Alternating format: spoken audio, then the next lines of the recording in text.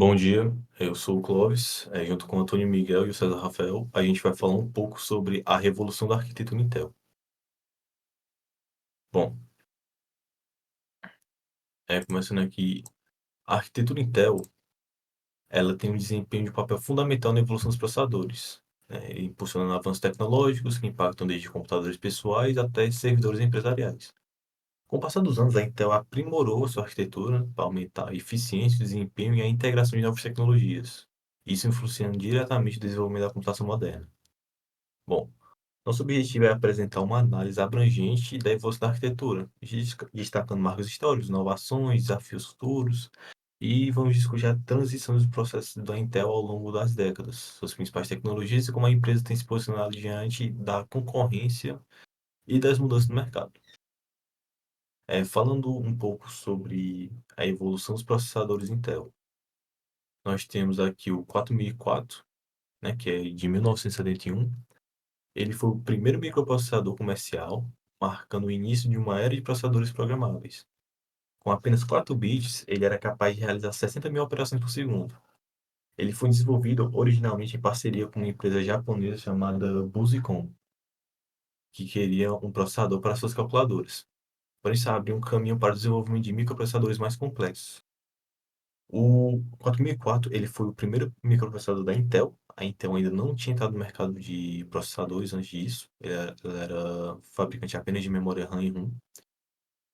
E acabou que o 4004 tinha o tamanho de... Ele tinha mesma capacidade de um ENIAC em questão de processamento, só com um tamanho reduzido. Então ele foi um grande marco para o início dos microprocessadores. Temos aqui o Intel 8086 de 1978.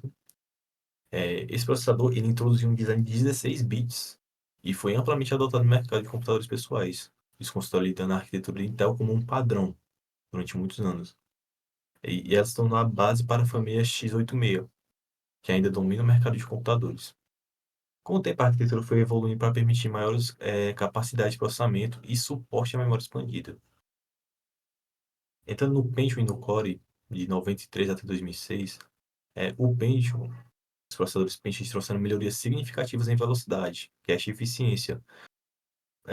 A introdução da arquitetura NetBus com o Pentium 4 permitiu frequências mais altas, porém trouxe desafios térmicos e de consumo energético. E a transição para a série Core representou uma mudança para designs mais eficientes e voltados para o multiprocessamento. Então, nos processadores Pentium, na família Pentium, a Intel focou somente em velocidade, cache e eficiência, porém acabou deixando muito a desejar em questão de aquecimento, o que acabou mudando a partir da família Core. Na família Core nós temos Intel Core i3, i5, i7 e 9. Neles foi introduzida a arquitetura Nehalem e Sandy Bridge. A Intel expandiu a sua linha de processadores para atender diferentes nichos de mercado nessa família. As melhorias em desempenho, eficiência energética e recursos como Hyperthreading e Turbo Boost ajudaram a consolidar esses processadores como líderes no setor. Bom, a partir dessa família nós temos uma boa divisão. Nós temos o i3, que ele é um processador muito casual, feito somente para uso como assistir algum vídeo, série, fazer alguns trabalhos de faculdade. E a partir do i5, nós temos a capacidade do uso de overclocking, né? Então, se eu for comparar o i3 com o i5, ele tem um maior salto em relação a núcleos. O i3 com 4 núcleos e o i5, né, na sua versão, isso na versão mais potente de cada um, com até 14 núcleos, que é o maior salto que tem. Do i5 para o i7 são apenas 4 núcleos, e do i7 para o i9, né, que vai de 18 até 24, são 6 núcleos de processamento. Isso nas versões K, né? No caso, o i3, o i5, o i7 e o i9 de 13ª geração. E falando brevemente da arquitetura x86 e a x8664, elas usam a arquitetura CISC, né, que foi adotada pela Intel e permitiu maior flexibilidade na execução de instruções complexas. A transição do x86 de 32 bits para o x86 de 64 bits ampliou a capacidade de endereçamento da memória. Isso acabou permitindo que o uso de mais de 4 GB de RAM, melhorando o suporte a aplicações exigentes.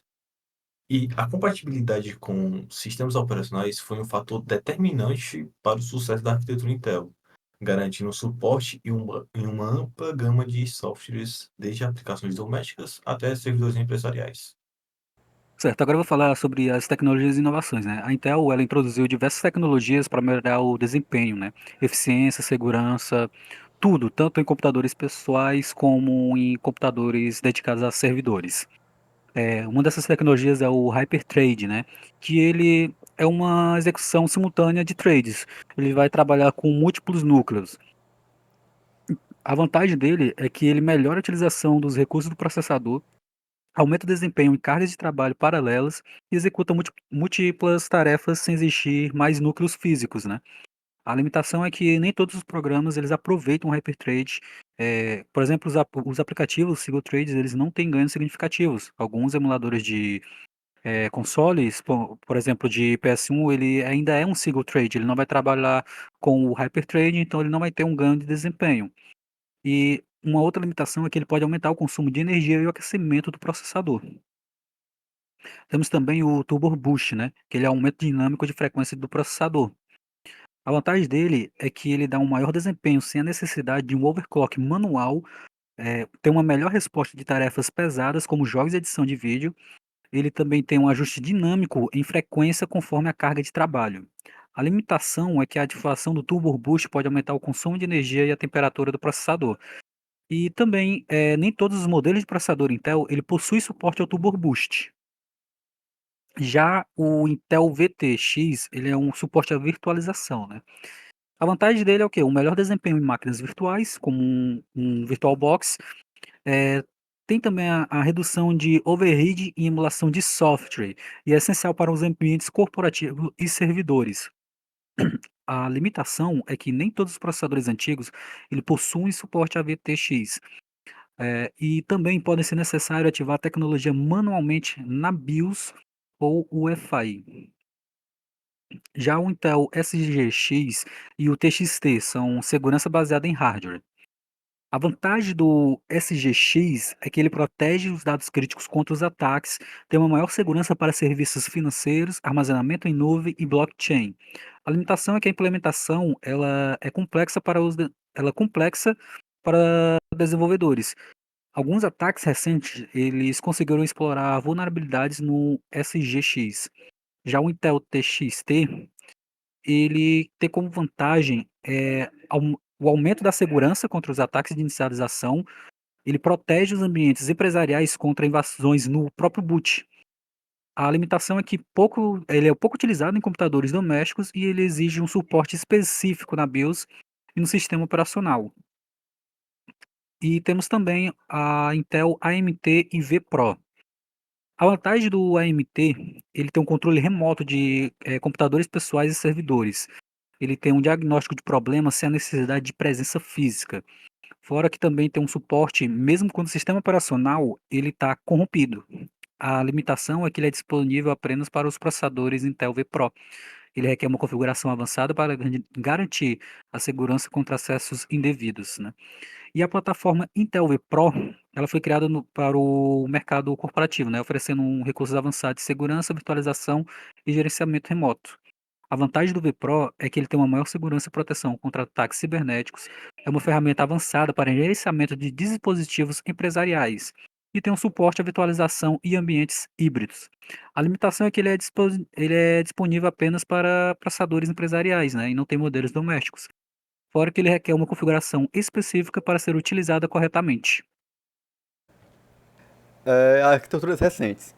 Nos últimos anos, a Intel implementou grandes mudanças na arquitetura de seus processadores para atender às novas demandas de desempenho eficientes, energéticas e estabilidade. A introdução do conceito híbrido, inspirado na arquitetura Big Little da ARM, marcou uma revolução no chip da Intel.